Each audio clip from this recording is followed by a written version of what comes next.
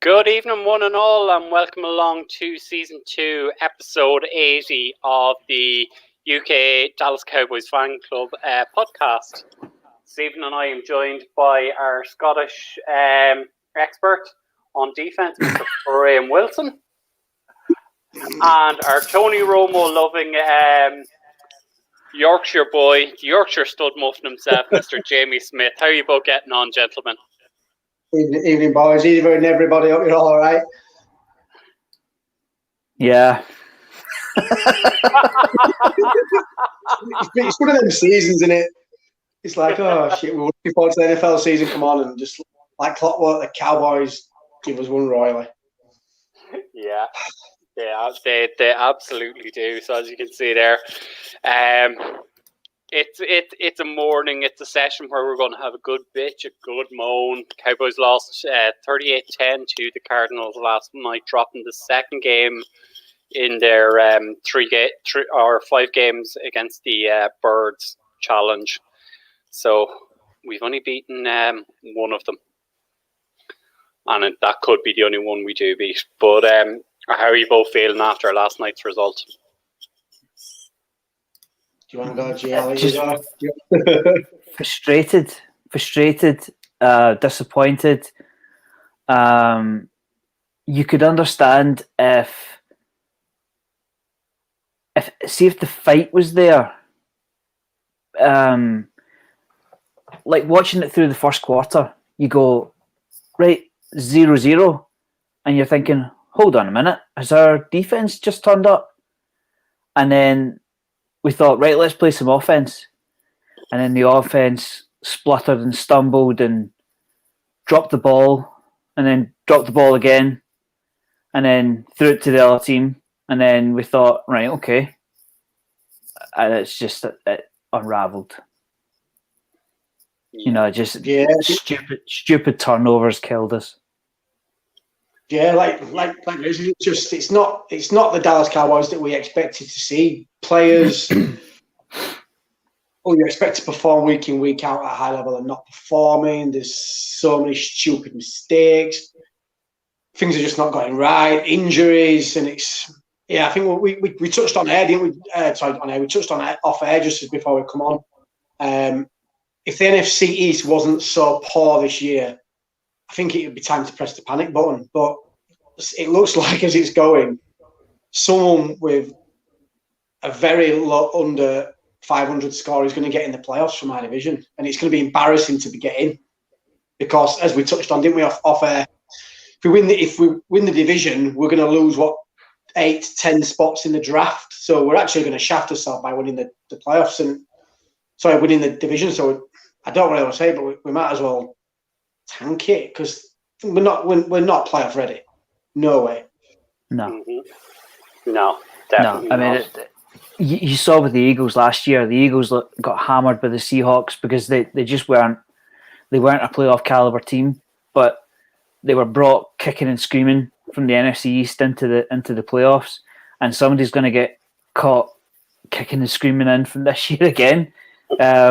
There's every chance 6-10 will win this division. Yeah, it's appalling. It's appalling. I called that 2 weeks ago when we had Rob Phillips on. He was saying 7-9, and I said 6-10 will win this division, because the teams in there are going to take games off each other, and they're not beating anyone else outside the division. I think we touched on it a couple of shows ago as well. Just the fact that obviously everything's been happening, what's been happening in terms of the whole pandemic and stuff, and I was quite adamant saying that we should wait till around about week 6 before we start panicking. But I think, I'm teetering on the edge just for the fact that we're not seeing, because you would think when you see improvement week on week if you're going to be a playoff caliber team, but we seem to be going the other way, and I'm thinking, apart from some of the teams in our division, can you really see where our next win is going to come? Yeah. Well, what we're playing the team of football at the weekend, and normally that's a banker, but you wouldn't even bank on that at this stage.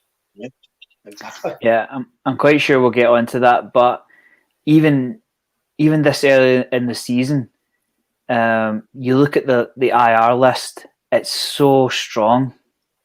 I mean, Dak, both tackles in particular, if they were coming back, if we were going to get them back late November, early December, you'd think, right, okay, maybe we can press on from somewhere.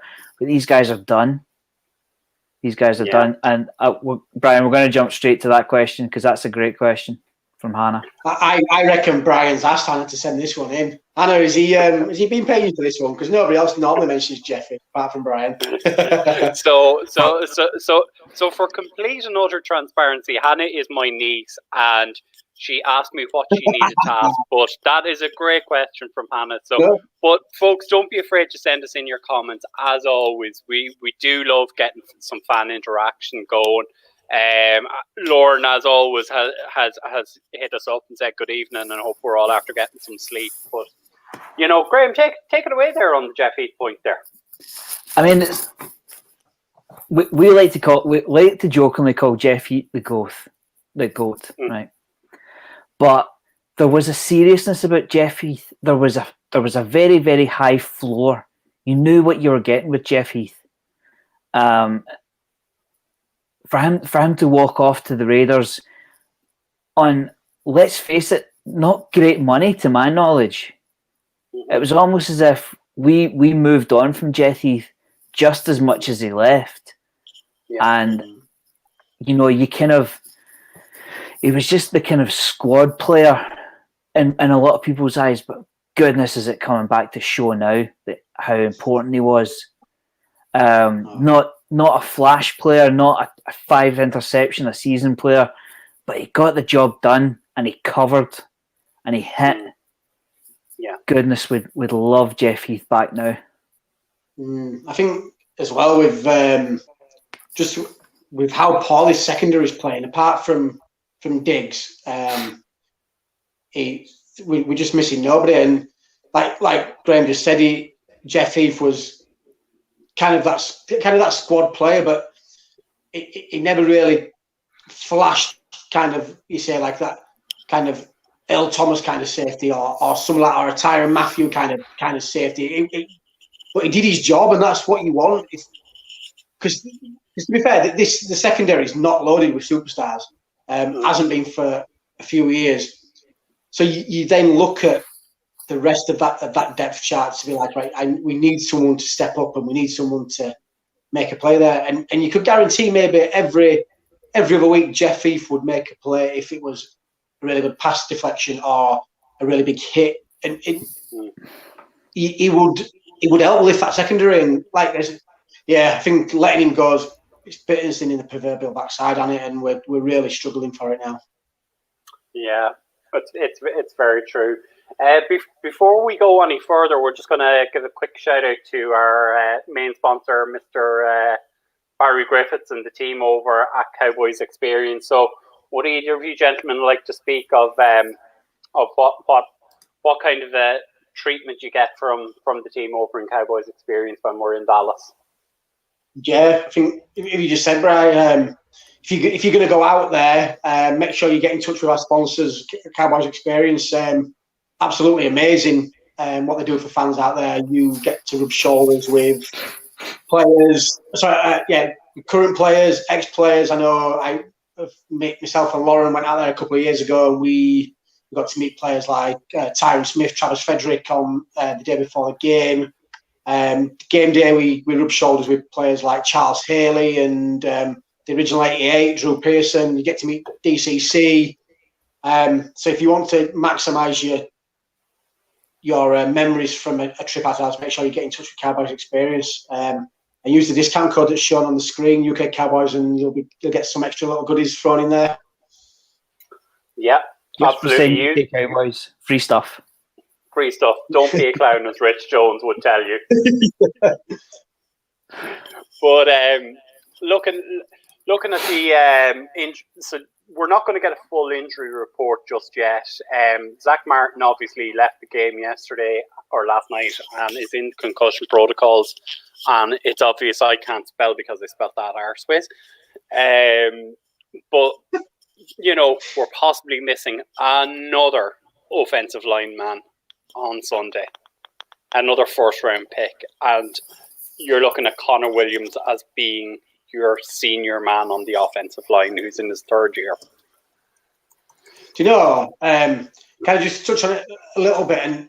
And Paul made a good comment on Twitter when I tweeted out earlier on. NFL UK kind of had a bit of gripe about kind of like one of the kind of what play it was when the linebacker comes straight up the middle and he absolutely creamed Danny Bolton. And I was like, well, it's not typical. He made a good point saying that it was a good move, and then so obviously we can't really blame him for that. But he's saying you just think, and that all line's so deprived at the minute. And Connor Williams for me is the biggest disappointment out of it all, especially with us being Texas fans as well. And we saw what he was potentially could be, and he's just not stepped up at all. Graham, give us your thoughts there. I have a slightly different thought to Jamie, but let's hear what your thoughts on it are as well. I mean, Chase Young, he's not really that good, is he? So, you know, wow, he's coming in to destroy. I mean, it's good.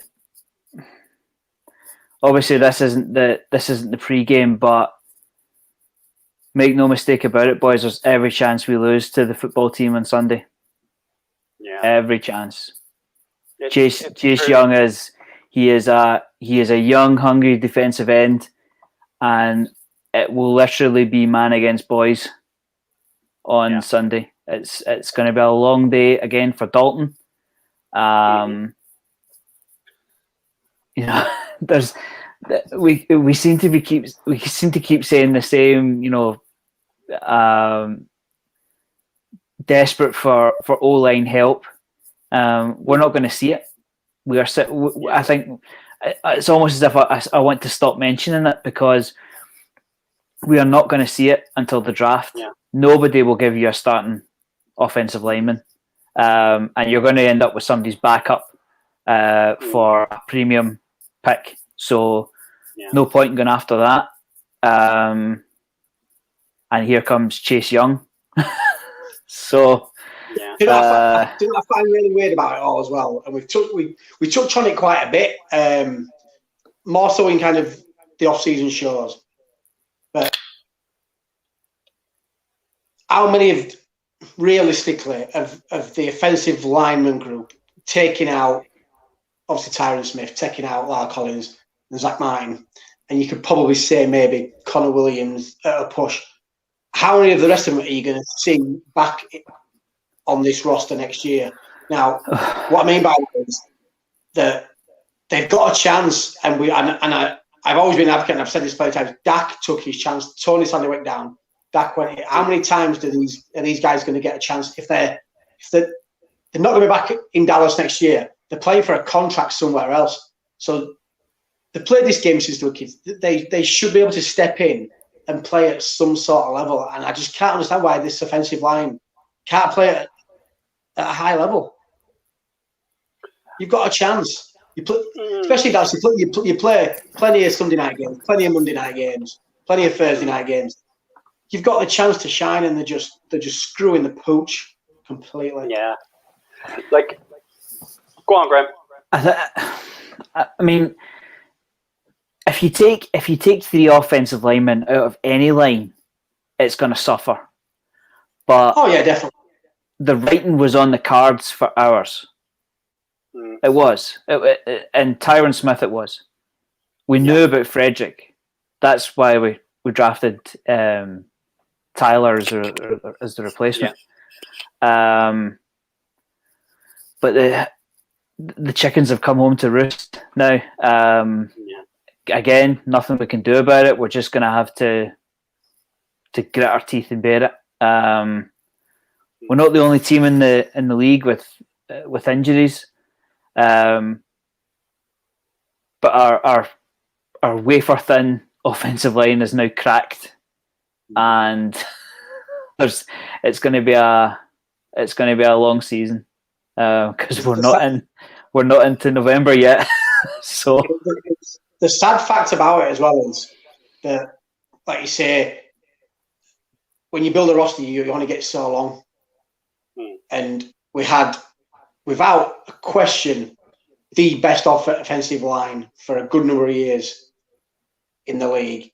We had a premium back. Yeah, he's had his issues lately, but he's still a premium back. We've got a great up-and-coming quarterback who's going to be a quarterback for this team for a lot of years, unless the Joneses manage to screw it up again. Great set of receivers, but then you look at them kind of, so the offensive line needs some work. The secondary needs some work. It's going to get to the point where we're going to have to go into a rebuild again. And a lot of people said it, and I said it quite a few on a few shows last year. We've wasted this talented roster by sticking with Jason Garrett too long, and now we're kind of seeing that these guys are now running out of steam just because of the work that they're putting. And it's been over 25 years since we won Super Bowl. It's going to be even longer before we even get back to even pushing for a deep player for them. Yeah. The other worry is that we now have 3 stud receivers, but there's no point in them if you can't give Andy Dalton 3 seconds to throw the ball. And that is simply the case. Michael Gallup had 2 catches on Sunday. We'll get on to Gallup. 2 catches. I think it's pretty unfair to ask Andy Dalton to go in and, no word of a lie, throw 54 times. That's the stat. 54 attempts from Andy Dalton. How unfair is that? Now that's partly to do with the lead, like losing the lead early. But you cannot ask a backup of any caliber to go in having played a quarter of the previous game with a brand new set of teammates, learn everybody's timing, and then throw 54 pass attempts. That should have been a Zeke 150-yard game with 2 touchdowns, and it wasn't. Simply wasn't. Yeah. You've got to take the pressure off. You've got to help Dalton. You've got to take the pressure off him. It wasn't a great performance, and his QBR was low, but I challenge any backup to go into that situation with a lead against them like that, having to throw 50-odd times and crack 100, because that's tough. Yeah. Like, I think going back to a point on the offensive line there, for me, Connor Williams gets an awful lot of grief because obviously when we're fully fit, he's the weak man on the line. But he's been played out of position. He's not a left guard. He's a left tackle. And now it's a case of everyone's getting on his back because he's now the senior guy and he's the guy who has to stand up. And you're going, on one hand, everyone wants to give him grief. On the other, everyone is giving, everyone is going, well, you're the senior guy, you should be doing it. It's which is it? But I mean, we got a question there and it is on the topic of the draft. Who would you like to see being brought in? I mean, for me, I think we have to address the offensive line in the first round next year. Yeah. Would that be your own thoughts? I think it depends, because you look at how the draft fell this year. So I think you've always kind of, especially you've got to go with best player available, haven't you? But depending on where you pick, you've got to hope that best player available is either on the offensive line or it's secondary. Because if not, like Graham touched on earlier, what's the point drafting another defensive weapon if we can't create enough time for, say that, will it be Dak next year because of the length that he potentially could be out for? So you keep, like say, QB can't throw, then it's pointless putting receivers out there. But for me, if you have to transition, definitely offensive line or secondary. It's a great question from Zoe because that is where our new talent, our refreshment talent is going to come from. You would like to think offensive tackle, but if, say, just for instance, say we're drafting it, pulling a number out there, say we're drafting at 16, we have an 8-8 season and we're drafting at 16. If there isn't an offensive tackle there, I would hate for them to go and reach because you're not getting value for your pick. So ideally, if there's a tackle there, I would love to see them take a tackle. But we saw particularly in last season's draft, there wasn't a great deal of movement because of the COVID situation. You know, the teams didn't necessarily know their picks all that well. There were no team visits, to my knowledge.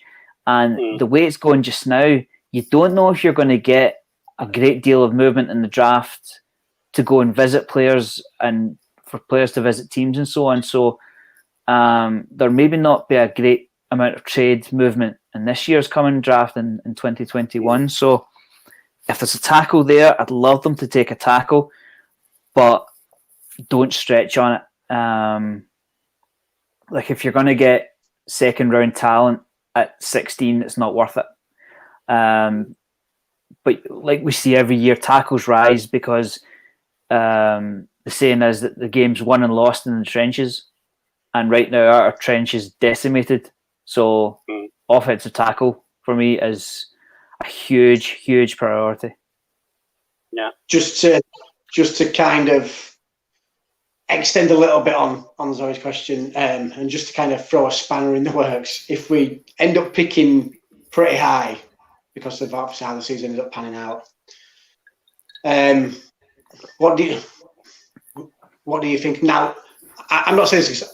I think is the QB of the future, but do you see there's a possibility that I know I'm going to say just to create a topic of conversation, but so if we're picking say 5, 6, do you think there might be talk there and that people like Jerry just go, do you know what, we're not too comfortable with how this injury could affect Dak and they try and get up to one to take Lawrence. Now, like I said before, anybody gives any stick on Twitter, I don't personally think this is just to kind of throw you two off here and let's see what you two think. Just like I said, can I think Dak's going to be the QB for the future, but just to play devil's advocate a little bit. Yeah, I actually had another question going around in my head, and I thought you were actually going to come out with it the way you were going, but you went on a different way. Is it time to cash in on one of these linemen? That's the question I have. Because I think, and I hate to say this, we could potentially get 2 first-round picks for Zach Martin if we traded him. And it would help rebuild the franchise. You kind of mentioned it there maybe 5 minutes ago, Jamie, that we've wasted a lot of the talent on this roster. We are not going to be able to get to a Super Bowl with the current roster, I think, with the uncertainty and injury history on a lot of these players. So is it time to maybe start cashing in some of these chips, maybe making a coaching change and trying to rebuild that way? Right, I'm going to take both. I'm going to take both of these questions on at the same time. Right, this is going to be something special. Right, so you've got a premium talent in Zach Martin. Yeah. I agree. He could very well fetch 2 first, maybe a first and a second, but there's no guarantee that you're getting 2 first-round talents. Very true. So to me, you don't gamble with it. We haven't got the room to gamble. On Jamie's question, I don't think we have the capital to go up for Trevor. My personal opinion is that Dak will get done, and it will get done pretty easily because on one hand, who's lining up to sign him? And on the other, there is a relationship between Dak and the Cowboys. It might be a little bit frayed just now, but we know him inside out. I think the Dak thing gets done, but it is an interesting question because if you go with your QB, say we did get 5, say we had a stinker of a season and we did get 5. Your pick, if it's a QB at that position, let's face it, he's getting killed. He's gonna get killed. So it's like to take a QB that high would be like taking the horse before the cart, if you know what I mean. Because I'd almost want to sit him that year, because he could very end up like a David Carr and end up seeing ghosts and his career's done. Joe Burrow's doing particularly well, I have to add. You know, Joe, behind that offensive line, I think he's doing particularly well. But Joe Burrow's a special talent. For me, they've got to get. See if they don't get Dak done. They have to get Dak done.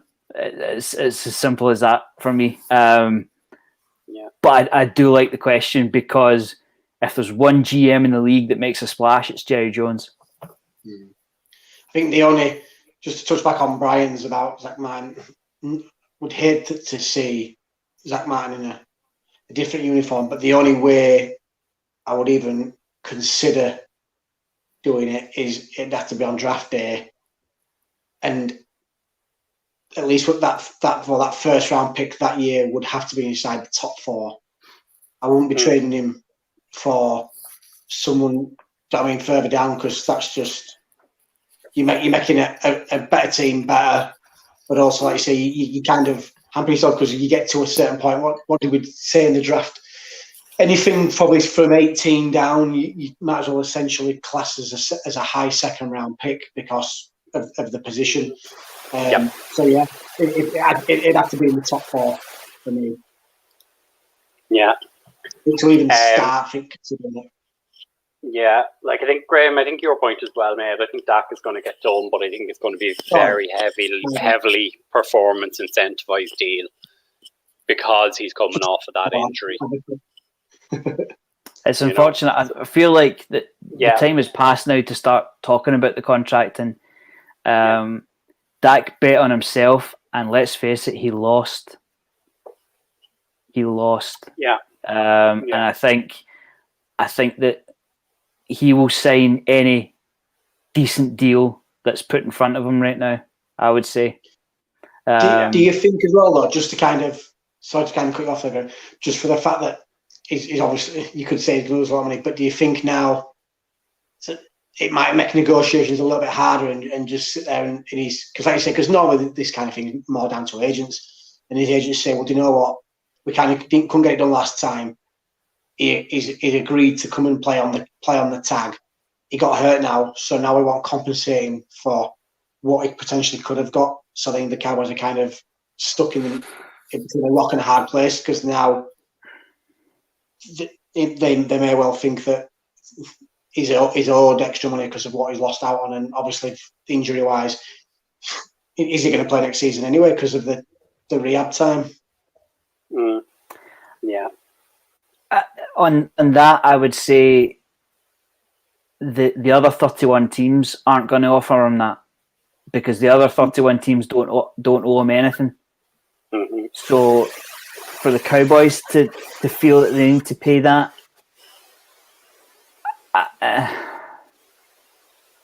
don't want to say poor things about Dak, because I love Dak Prescott, but the deal was there and you didn't sign it. So it's fresh negotiations.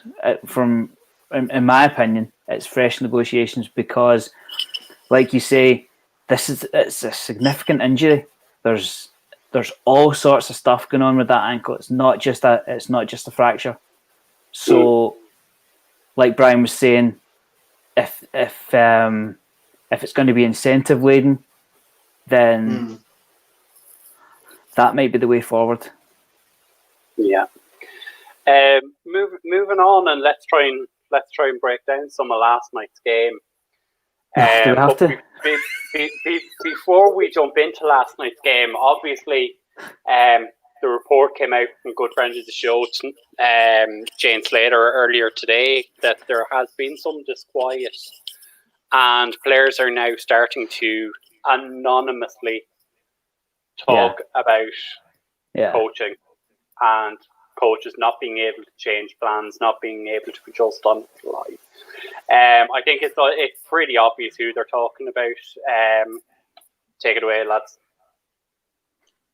Yeah, it's funny for the defense to take the easy way out, isn't it? By blaming the coaches, it's never the players' fault. It's deflection. During this afternoon, I rewatched the game quickly at around lunchtime, and I sent a couple of screenshots to the guys, and there was one in particular where I think it was Kenyon Drake's first touchdown. I think it was where he ran straight up the middle. There was nobody in second. Was it the second one? Nobody in front of Jalen Smith. He checked his run, went the wrong way, and Drake rumbled past him into the end zone. Now, to me, any defensive scheme in the world says, "Yeah, go and tackle the ball carrier." That's not a coach's mistake. That's a player's mistake. So it'll be interesting to see. I'd love to know what came out of the film study, because that little red pointer must have been hovering over some pretty big salaries. I mean, anonymous as well. You would expect that. Nobody's going to come out and, he said about him. Who? Yeah. Well, I can't tell you. All right. Okay. Yeah. Obviously, you're obviously not that. You don't feel that strongly about it, then, do you? Just little cheap things. It's when the finger pointing starts. You're a bad team. Very true. I think another worrying comment I'd seen this morning, kind of catching up on kind of all the after game stuff, was I can't remember who posted it, but somebody said that during McCarthy's interview, he said that they thought they had the best week of practice they've had so far. If that was the best week of practice and they perform like that, then God help us for the rest of the season, because that was awful. Yeah. If we play like that after the best week of training, I would hate to see us play on an off week. And I'm going to say this is not the first time McCarthy has talked absolute horse shit in interviews, because I like that. I was listening to news, and I listened to that report that Jane gave out, and she basically referenced McCarthy's first interview where he was asked a question, and he was basically caught in a lie, saying, "Oh, I've watched lots of film, and someone asked him about a particular piece of film. I didn't watch that related to the Cowboys." And you could see Jerry kind of going, "What?" I think the wheels are starting to come off very quickly. And Graham, this is a point you make very, very, very often. Teams like the Green Bay Packers don't let good coaches go. So why did they not put up a fight to keep them? Did they know something that we do not know? That Mike McCarthy, and let's be honest about this, he's taken on a lot of his friends in good coaching positions in terms of Mike Nolan, Jim Fassel, and John Fassel and Jim Tomsula. This year off that he took to do this analytics is not all it's cracked up to be. And we got a free run at him, and it's biting us in the rear end right now. My understand, right? I will clarify. I'm a Mike McCarthy guy, and there's no hiding that. And that's fair. Yeah, but not to the point where I won't criticize him. My understanding at the time was that Aaron Rodgers and Mike McCarthy did not get along. Their differences were to that extreme that Aaron Rodgers didn't stop playing well. And my understanding of the situation is that they moved on from McCarthy moving on from Aaron Rodgers, because Aaron Rodgers is the Green Bay Packers offense. Let's face it. Apart from Aaron Jones, he is the Green Bay Packers. He makes things tick. So when you've got a QB on 5 years, X amount of $1 million, it's easier to move on with your head coach. Now, I'm going to say that he has won a Super Bowl ring. He has won a Super Bowl ring, but he has definitely made some errors in appointing defensive coaches, because like another example, a screenshot I sent the guys, there's one particular play, I think it's the long bomb touchdown to was it Christian Kirk? Christian Kirk, Yeah. I used the pointer tool on the iPhone, and I circled two corners, Van Der Esch and Jalen Smith. And the four of them are eyes fixed on Kyler Murray, whilst Darryl Worley is at 6s and 7s, and Christian Kirk is tearing down the field. Now it's not something they've never seen before. They had two wide receivers lined up on the right hand, on Murray's right hand side, and depending on what you call it, it was a go or a fly. They were both running go or fly routes. The corner on the outside escapes me, but he stopped. He let Kirk go, but there was nobody in front of him. Was it Anthony Brown? Right. Well, he stops, and then Worley's at 6s and 7s, like I said, and then once he realizes what's happened, it's too late. Kirk's in open field, catch, and we know the rest. So my understanding of it is that if somebody goes by you, unless there's somebody in front of you, go with them, because you can't leave everything to the safeties, particularly if there's nothing in front of you. Now, I don't know whether if it was zone coverage, was it man coverage? I don't know. I don't know the ins and outs of it. But do the corners know? I'd have thought that was fairly straightforward. If somebody goes past you at that speed and there's nobody in front of you, go with them. That's kind of my concern with the defensive coaching right now, is these guys don't know when they're playing man, they don't know when they're playing zone, they don't know when they're pressing. And, you know, we were told last weekend that Mike Nolan was coming down from the booth because he wanted to be closer to the sideline and see what people were doing. Nothing's changed. New York Giants put up 34 points on the Cardinals, put up 38. You know, I mean, just kind of thinking, like say about it, and obviously with the rumblings coming out. Do you think, because this roster, like I say, was still for a couple of years was ready for a Super Bowl push. It just needed the right guy. Sadly, Jason Garrett wasn't the right guy. And to be fair, when you look on the outside, Mike McCarthy was probably that guy. He'd been there before. He knew how to get the best out of his players. If this turns out to be a bum season, and you think, you know what, he's not the guy. We made a mistake. Do you just blow this whole thing up and go get a young coordinator from somewhere, or do you go maybe to one of the high-powered college teams and go get one of their head coaches? And you've still got, like I say, you've got Dak, you've got Zeke, you've got a young core there, and then say, you know what, we're going to go into a rebuild. And just completely write it off as a screwed up year. We made a mistake. Now let's plan for the next 3 or 4 years down the line.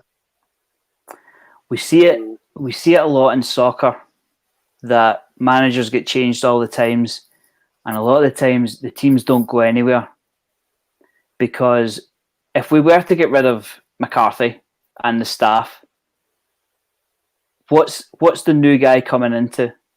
He's coming into as of March 2021. He has no QB. He has 1.5 tackles. He has no centre. He has one decent guard and questionable guards. He's got an overpaid defensive line. He's got cornerbacks that don't know if they're coming or going. He's got linebackers that struggle to make tackles in the open field. It's just gonna spin, because you've got to give McCarthy time. We might have to take our medicine for a season or two, but it does take patience. You know, the Patriots didn't happen overnight. They stuck with Belichick. Yeah. When you bring in a brand new coaching staff, think how many coaches that is. You're gonna find a loose stitch somewhere. You've got to find a loose stitch somewhere, because these, to my knowledge, these guys weren't taken from other teams. They were unemployed at the time, and for the offense to start failing, I think let's be honest, we can put it down to injuries. We can put it down to injuries because you're on your backup. You've got a rookie / inexperienced offensive line, and you've got a running back out of sorts right now. To me, fumbles, missed touchdown catches from somebody like Michael Gallup, who's normally Mr. Reliable. He was huge for us a week ago. Huge catches a week ago. Drops a touchdown pass, hits his hands, drops it. To me, that's not a coaching issue. That's a player's error. Fumbles are players' errors. I don't think you can. I certainly wouldn't kill coaches for that. It's on the players though. They can only put the player in the position, and the offensive talent let us down on Sunday. I think it's too early to start with a brand new setup, because there are so many holes in the team at the moment. It would be unfair on the new coach coming in, because he has so much to fix. I mean, somebody would take the job because they want to be a head coach in the NFL, but wouldn't you like it to be a much better situation that you were walking into? I think you need somebody of experience. You could not there's no way you could put a college coach into the Cowboys situation right now, because he would be out of his depth. Yeah, exactly. I think we touched on that in the off season, where there were. I can't remember the guy. There was someone from college that was literally. He was tired of saying, "Look, if it's not going to be someone that's of a Mike McCarthy caliber, it's going to be." I can't remember what his name, or Brian might be able to remember. It was like, if you're going to bring in a college guy, you might as well do it for a rebuild. Yeah. Just for the. He's not been at that level, so that's why obviously McCarthy was probably the best choice, just for the fact that this roster was, well, we thought was ready, but at the minute it feels like that nobody's untouchable on this offense, on defense. Whereas maybe 18 months ago you could have named maybe 30 players on this roster that you'd be like, there's no way on earth that we would get rid of these guys. But now it just feels like it's it's just that's a great comment from Paul. Paul's just said that Rome wasn't built in a day. It's gonna take time. It's gonna take time, especially when you lose somebody of Byron Jones's caliber. Byron Jones, who I will point out, has allowed 5 catches this entire season. True, but then you think about this, like you say, we touched back to the point where this roster's been Super Bowl ready for maybe 6 years. You could go back to probably when and they came over here and we lost to the Packers in the playoffs. So I totally agree with what Paul says, and it's but when is the end point to this? When is Rome built? Because like I said, 6 years this roster has been ready to push for Super Bowl, and we've been nowhere near. Yeah, like it kind of feeds into a point that I wanted to address today, and I know I spoke to you guys about it earlier. Like I think, in terms of the coaching, I think they have to change up something. Like I saw it on Instagram or Twitter before we came on, that the only team that's conceded this number of touchdowns in terms of rushing and passing was the Mike Nolan coached 49ers in 2005. So I think they have to make a decision there. I think it is too early to probably pull the plug on McCarthy. But I mean, another point I wanted to touch on, as I say, was this whole thing. And it did the rounds last night. RJ mentioned it. Jeff Kavanagh mentioned it. Des Bryant had his talk on it. That did we make a mistake in 2019 with the contracts that we gave out? And then Des's point was, did we make a mistake in 2016 in how we drafted? I have my own opinion, but I'll give it to you guys first. Do you know? I'm glad you mentioned it, because I had it in mind, and I'm thinking, this might not have been the show to do that, but you've done it. But someone tweeted 2 weeks ago saying that the Cowboys gave Jalen Smith all that money, and tweeted saying Jalen Smith's not an NFL linebacker. Now, is that kind of true, or he's not an NFL starting linebacker? And I think you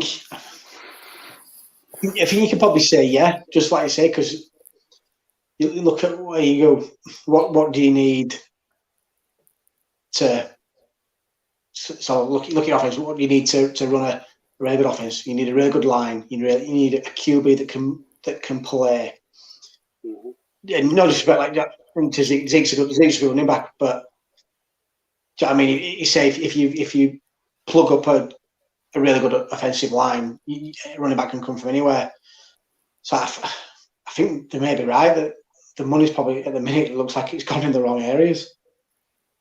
Yeah, it's a difficult one, because I'll hold my hands up. I wanted to pay DeMarcus Ware.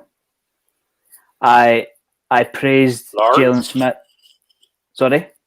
Lawrence or Ware? Hey, sorry. I wanted to pay DeMarcus Lawrence. Do you wear back? Yeah.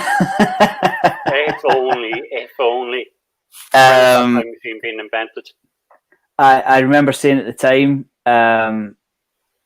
I was amazed that Jalen Smith took the money that he did.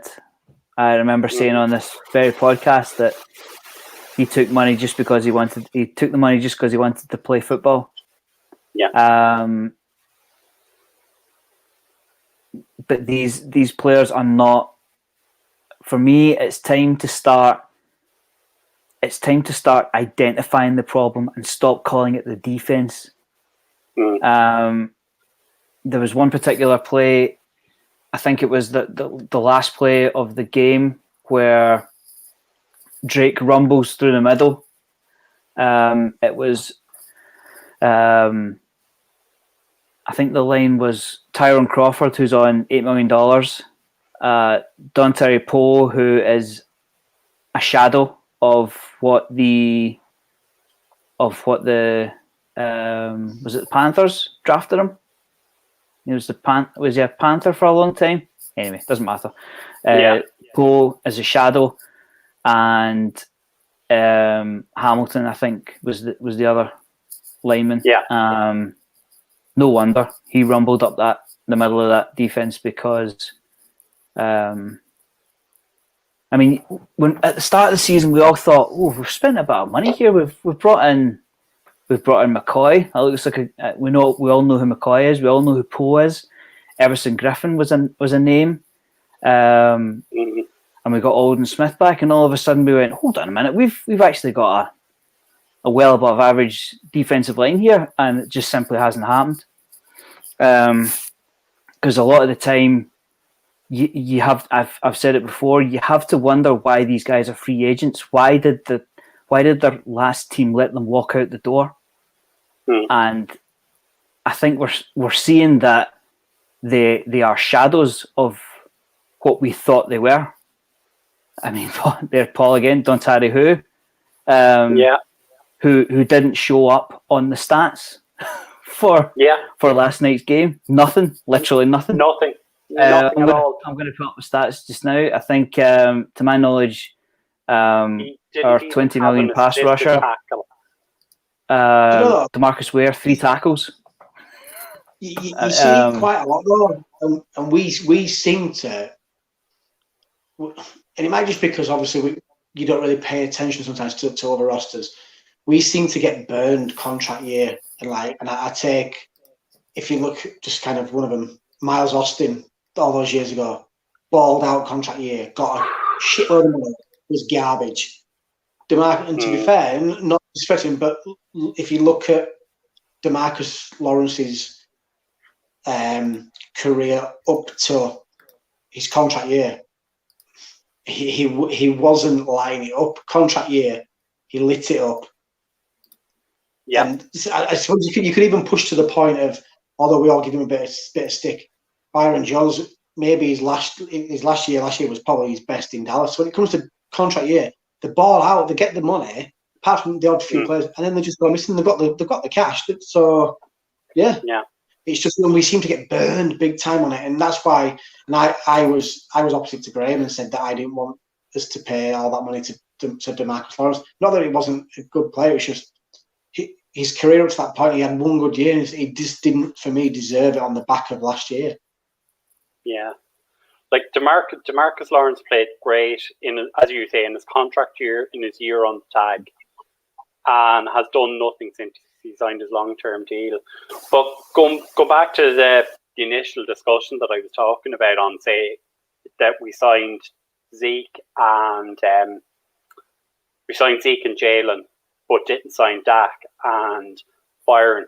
For me, I still think the Cowboys did the right thing that summer, because if we had signed Dak and we had signed Byron, both of those would have been more expensive deals to get done than Zeke and Jalen.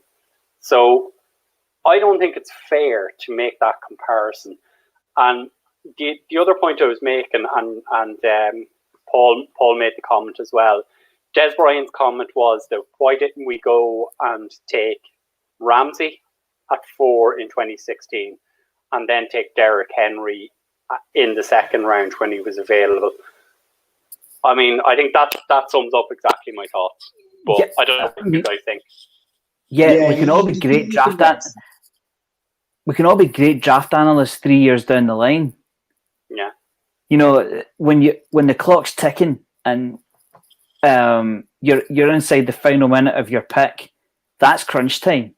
You know, you've got to make your decision. I completely agree with you, Brian. I would have done the exact same thing, because if you look at it from a franchise tag point of view, would you have tagged Jalen Smith? No. Would you have tagged Jones? No. You would have tagged Zeke and Dak, but they got Zeke done. Yeah. Do you know what I mean? So, like, to get Smith signed was a good way to go about it, because you wouldn't have tagged Smith. So if you didn't get Dak or Zeke done, you could have tagged them. And we did tag Dak, and he's still here. Yeah. But if you go ahead and sign, like, with the benefit of hindsight, if you sign the best 2 players, you don't have those players long term. And let's face it, we still don't have Dak long term. But yeah, it's all very easy to go back and look. Oh, the Cowboys should have taken JJ Watt there. Yeah. We all know that. You know, you don't have to be Des Bryant to know that. Yeah. Go on, Jamie. It's a silly comment. Yeah. Go on, Jamie. You had a point. Yeah, I think it's like I say, it's hard to nail it down, because you look at it's usually you're damned if you do and damned if you don't. Because if you don't tie up Dak and Jalen Smith, then like I say, you get to the point where then you're looking at what do we do at quarterback, what do we do at linebacker. You don't do it the other way, and it's like I say the two that we got done were they probably the cheaper ones. Yeah, it's just I know I'm kind of sitting on the fence, but I think it's just more just because of how things are panning out, and you think, well, at the minute we won't be in a better position either way because the roster is not playing to a good level at the minute, so they'd all be getting overpaid anyway. Apart from Dak, obviously, of course, because like I say, he's balled out since he punched the league. And like come back to the point that you made a few minutes ago. I mean, Zeke, when we signed him, was the 2-time rushing champion. 2 of the last 3 years, he had been the rushing champion. Byron Jones had shown up in the 4th of his 5-year contract. You know, were we going to give someone again a contract, give them the money, and then we didn't see the season last year that Byron had? And let's not forget, yes, Byron was a shutdown corner, but Byron didn't have any impact in the game in terms of turnovers, interceptions, anything like that. You know, I mean, it's never been Byron's game, but, you know, what do you need? Do you need a linebacker who's going to give you 10 or 12 tackles a game, who's going to sack the quarterback, who's going to make tackles for loss, or do you need a cornerback? You know, and that linebacker is going to be on less money than the cornerback who, you know, gets targeted 4 to 5 times a game. Yeah, like on that, I mean, it's all very well. I mean, I know I said Byron Jones, 5 catches allowed on the year, but you're right. It is all out of frustration because it's not as if the Dolphins haven't lost a game. You know, you can pay one cornerback, and you can focus on one cornerback, but there's still the other half of the field to worry about. Yeah. You've only got one Zeke Elliott. You've only got one Dak Prescott. So, you know, I mean, but it's like Jamie was saying, if the team was 4-1 right now, we're not having these intense discussions. You know, it's basically everybody's rooting to find the source of the problem. You know, and it just goes. It's come to a head now where anonymous players are starting to point fingers. I would be amazed if they're starters, to be quite honest. Yeah. And just, I know we're getting close to time and we've actually avoided most of the end, thank God. But one highlight of the game that I did want to shout out was, again, CeeDee Lamb, 7 catches. I think he had about 64 yards. First time a quarter or a wide receiver in his rookie year has had five catches in his first 6 games. I mean, it wasn't the ideal pick for us, but it's still looking like a great pick. Steal of the draft. I said it. We all said it. Draft night. How he fell that far beyond me. Steal of the draft, without a doubt. Yeah. Graham. Steal of the draft, but it's soured. Yeah, it's soured because unfortunately it is. Yeah. I mean, he's the only thing is he's going to be around for a long time, so we will get to enjoy CeeDee Lamb for at least the next 4 years until he holds out, and then we have to pay him huge money, but like a day before the 2025 season, but that's getting ahead of ourselves, and we'll look forward to that. But just to go back on your earlier point, Brian, I don't think we're talking about the game because I don't think the 3 of us are shocked. I don't think this result hasn't come out of, oh my God, the Cowboys lost 38-10 on Sunday. You know, it's not come out of left field. We're not the least bit surprised about it. We're actively looking to try and fix things now. We haven't talked about the game because, let's face it, we know why it happened. We know we know the focal points, and let's face it, if you don't know the focal points, you're going to find out in the next month of the season, because here come the NFC East games, starting with the football team on Sunday. Yeah. Like, I mean, looking at those numbers going through, as you said, and you touched on this point earlier, Greg, 54 pass attempts from Andy Dalton. I mean, that was chaotic. I mean, who does that? Yeah. I think we touched off air a little bit, didn't we? And it's you'd never see your quarterback throw interceptions, but I think you could probably let Andy Dalton off on that second one for two. The first one was absolutely don't take it away from the DB. What absolutely that, I mean, a wide receiver would have been proud of that catch. Great play to get there and pluck it out of the air. And plus, we were that far behind. The run game was, could you say, shoddy at best.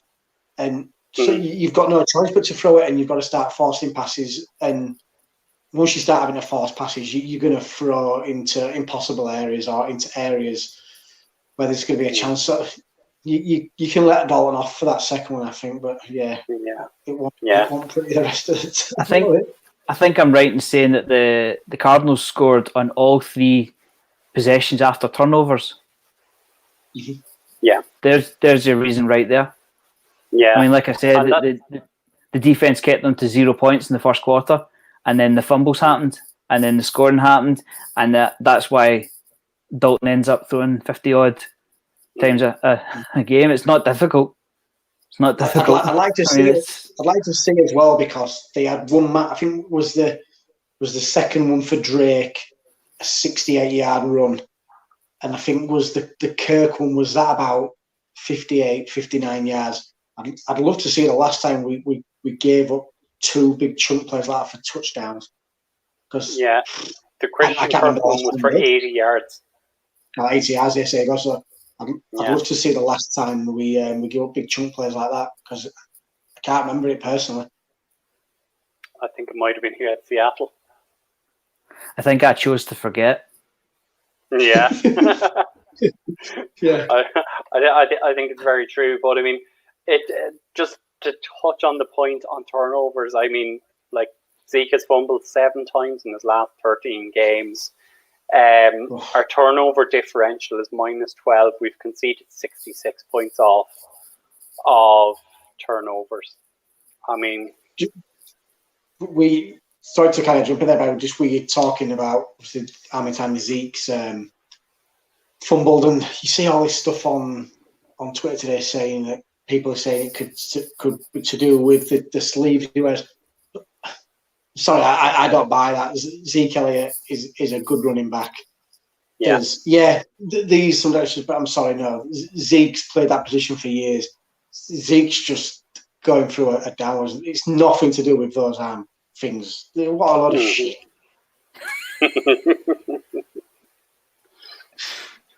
I mean, if he doesn't like them, he's going to take them off. He's not told to wear them. It's a personal choice. It's not like, you've got to keep them on, Zeke. Sorry,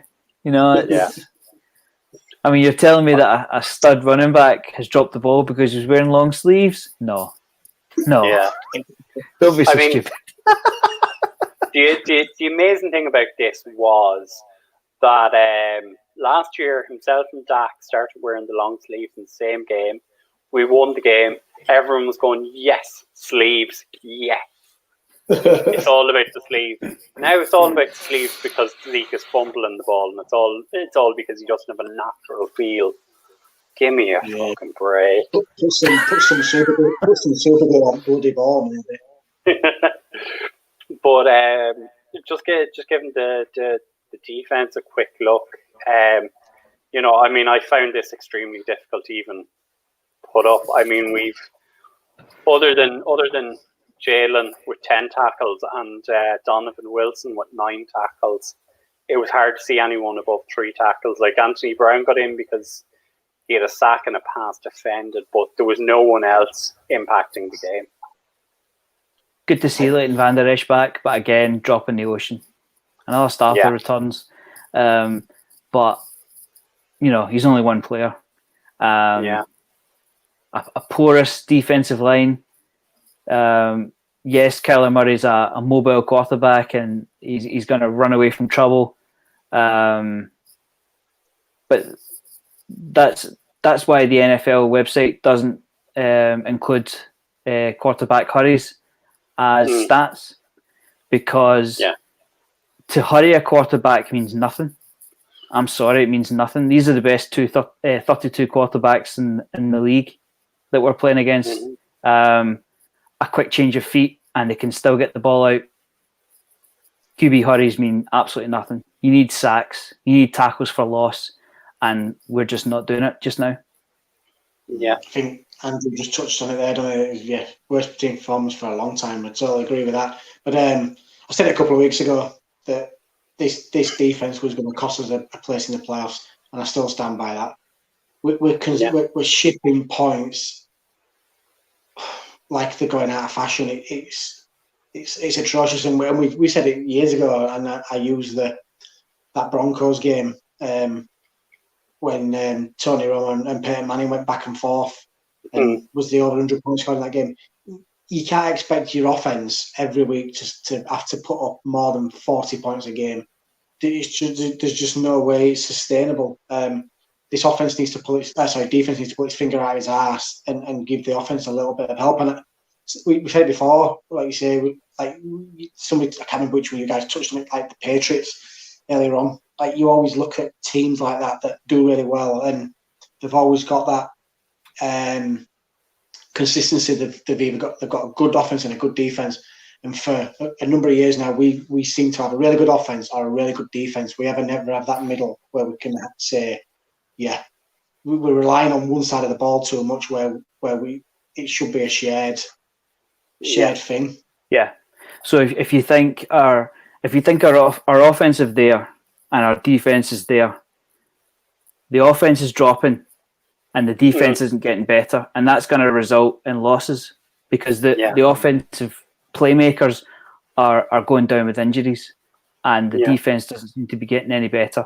So expect to see more results like we did on Sunday, because we're not going to be able to contend with shootouts now. Yeah, we're going to need a good defense, and we simply don't have one. And it's going to lead to a long season. No one wants to be nasty. There's no nastiness about our defense. And that, for me, was something I expected from the veterans we signed.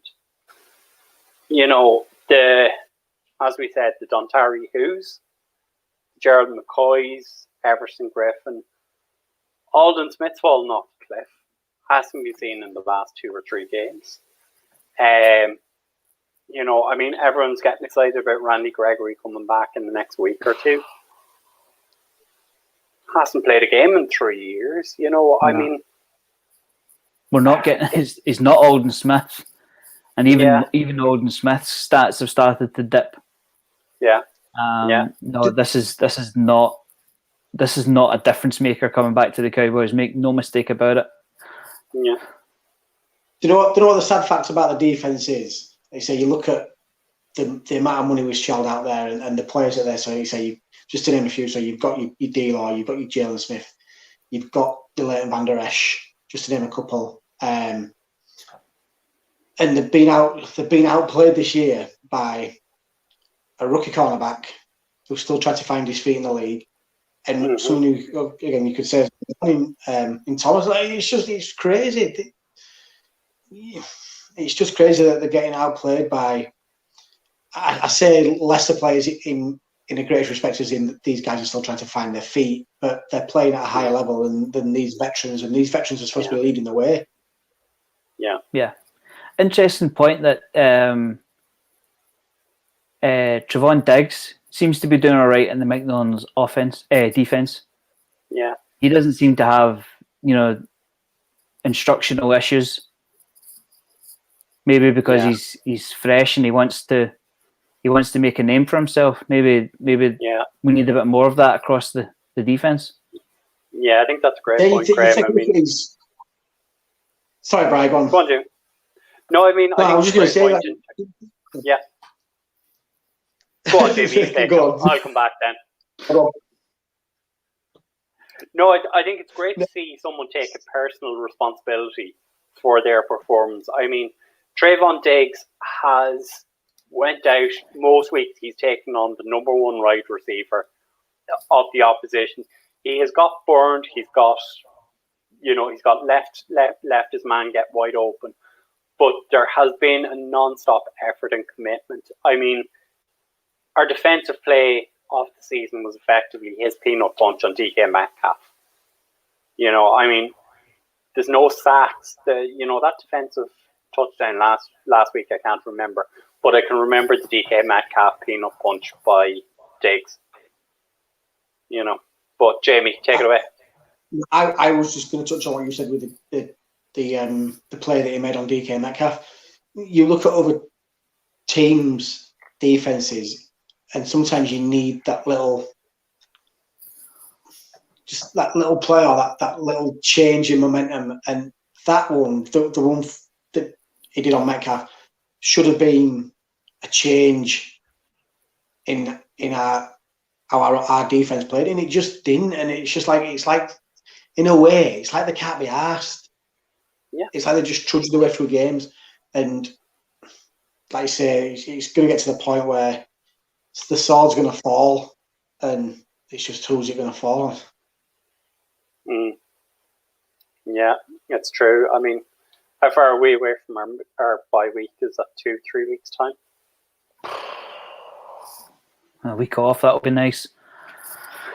It's just nice. It's just nice that we've got a nail again this week. Yeah. I mean, I think if things keep going the way they are, to the bye week, I think you're going to have to see Jerry making a change. You've got to see him stepping in and saying, look, enough is enough. Who person will be to come back in the door? That's a story for a whole other day. I'll tell you what, the one person that's guaranteed to come back through that door is Jerry. That's the only one that can be safe to say coming back through that door. Go on, Graham. I would agree with you, but we stuck with Garrett when it all came tumbling down.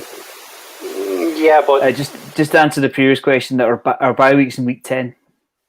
Right. So we've got 3 the Washington football team, the Eagles, and the Steelers to go through before that. Steelers one is a powerful one. Don't think about it, Jay. Don't think about it, Jay. Should we just scrap the shows that week because Steelers will put 50 on us. Yeah. And that's gonna force the hand. I mean that's an excellent point you make, Graham. Is the only person we can guarantee is coming back through the door is Jerry. But the problem is, say you were to make a change on defense, you're not going to be able to speak to anybody until after the season. So it's going to be somebody on a couch. And I don't know if that's necessarily an upgrade. Because if they're on the couch now, why weren't they picked up in June and July? I'm going to make 2 points. All right. And you touched off this in a good way. That, we did stick with Jason Garrett for long enough, but you always saw those players fight for Jason Garrett no matter what. I mean, when Jason Garrett was at his lowest, that team went out and worked for him. But the name I'm going to come up with, and I can't believe I'm going to actually say it. Oh no, Brian. Think of the children. Chris Richard. Oh, God.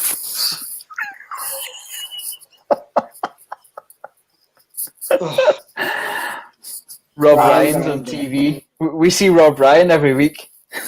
Jesus, he was better defensive coordinator than this guy. But the other name, and I've just thought of this on my feet, is the solution already in the building?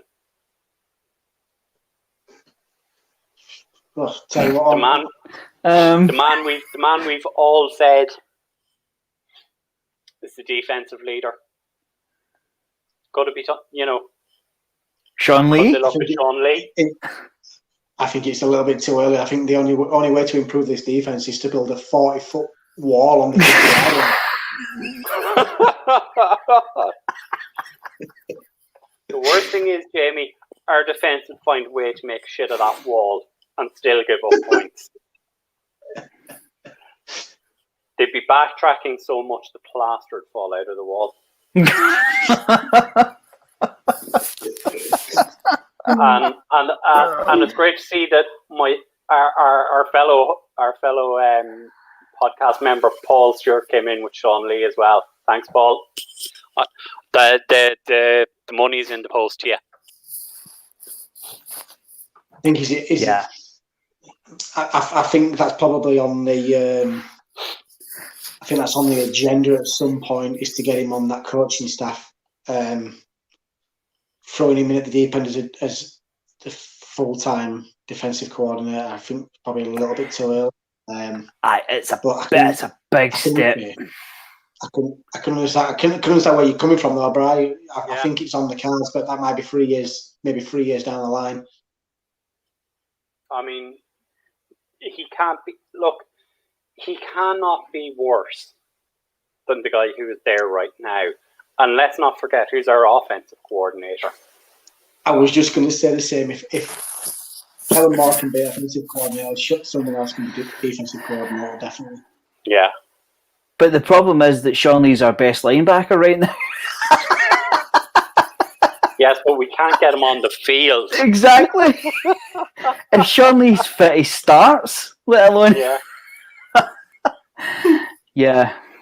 I see your point, but yeah, I'm sorry, the season's gone, so why rush things? I tried not to say it the whole podcast, but I think our season's done. Sorry. Yeah. There's if some talent was coming back on offense, if we were waiting on somebody from defense coming back, but there's no glimmer on the horizon. Dak is done. Our tackles are done. Who knows how long Zach Martin's out for? Yeah.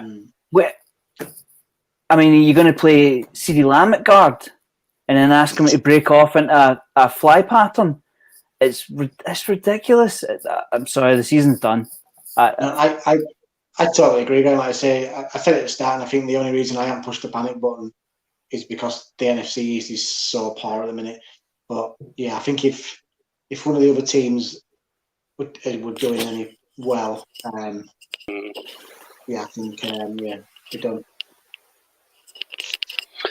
Andrew, God bless your positivity. Yeah. Andrew, I love you. But yeah,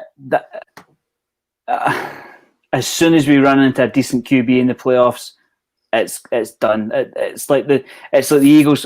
It's like the Eagles from last year. They run into a buzzsaw that was the Seahawks. There's literally, it's terrible, but there's literally no point in winning the NFC East this year. There's not, a decent because it's a fallen division. Yeah, we don't even need to be a decent QB. Look at me and Brian won't say their name, but look at that QB that gave us a whooping the other week. I mean, if QBs from that school can give us a whooping, then and we just got beaten by another quarterback from that trash school. Yeah, sure. God, and that trash school beat us. Oh, my life. I mean, I think the footballing gods are against me and Brian. I mean, if it's not the Cowboys, it's ruining us Sunday. It's Texas ruining us Saturdays. Yeah, or Wolves ruining Monday. Or Man United thinking they can win the European competition, Brian. Jamie, did you see the result tonight? No, we've gone through the whole podcast. Let's still be friends. We're still above you in Premier League. But we've gone way over time, so we hope we've managed to soothe your souls a little bit. Before we go, Graham, if you want to give a quick shout out to our sponsors. Yep, Cowboys experience. Free stuff just for saying UK Cowboys. Now you are rich. You've got to love it. Like Jamie touched upon, great experience. If you're going to go there, it might be a once in a lifetime trip. Don't half effort it. Go the full hog. Go with UK Cowboys, and go with the Cowboys experience. And use the code Get the Free Stuff in Rich Jones' language. Don't be a clown. Everybody loves free stuff, especially us Yorkshire folk. Out for now. But make sure, look, before we close, make sure you follow us. We're on Facebook, we're on Twitter, we're on Instagram.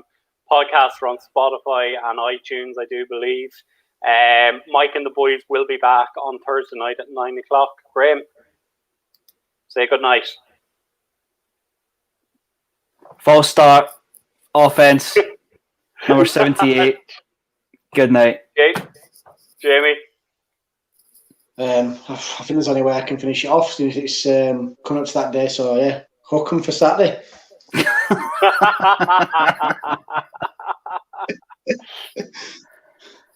Good night, folks, and take care of yourselves.